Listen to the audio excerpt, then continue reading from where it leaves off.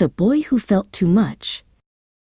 Ilian was born with a heart made of thin glass and a mind like a radio tuned to every station at once. Most people walked through the rain and only felt wet. Ilian felt the history of the water, the ancient grief of the clouds, and the cold, vast loneliness of the sky. To him, the world was never just a place. It was an unfinished poem that hummed under his skin. The city was a cacophony of neon lights and unsaid words. To Ilian, the hidden anger of a stranger felt like static electricity biting at his neck. The quiet worry of a passerby felt like heavy, wet wool draped over his shoulders. He walked with his chin tucked into his scarf, trying to keep his own internal light from spilling out and shattering against the pavement. He sought out the corners of the world where the volume was turned down. In a neglected courtyard hidden behind a crumbling brick wall, he found a rose that had given up. He didn't just see the wilted, browning petals. He felt the dry thirst in his own throat and the quiet, bowing apology of the stem as it leaned toward the dust. That was when he saw her. Lyra sat on a weathered stone bench at the far end of the courtyard, her fingers stained dark with charcoal.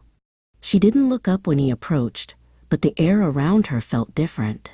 It didn't buzz or sting like the city air. It felt like the heavy, peaceful hush that descends just before the first snowfall. Lyra finally looked up, and for a moment, the world stopped its frantic spinning. Her eyes didn't try to pull his secrets out or judge the way he trembled.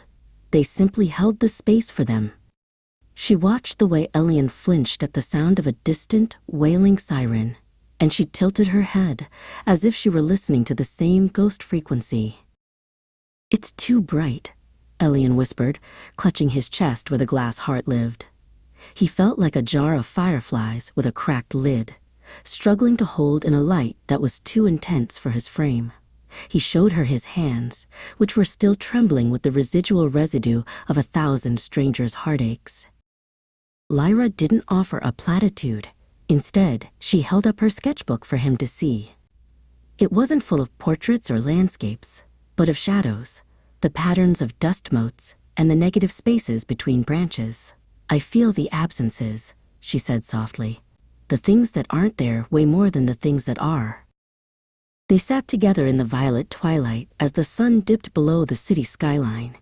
For the first time in his life, Ilian didn't feel like he was drowning in the world's noise. The weight on his shoulders shifted, transforming from a burden into a bridge. The silence between them wasn't empty. It was a soft, protective blanket that muffled the screaming world.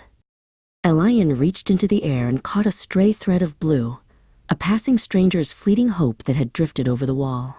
Instead of letting it bruise him, he let it flow through him. He realized his sensitivity wasn't a flaw. It was a brush, and the world was a canvas, waiting for a touch that was gentle enough to feel its heartbeat. The world stayed loud, and the city stayed bright, but Ilian learned to hum along to the static.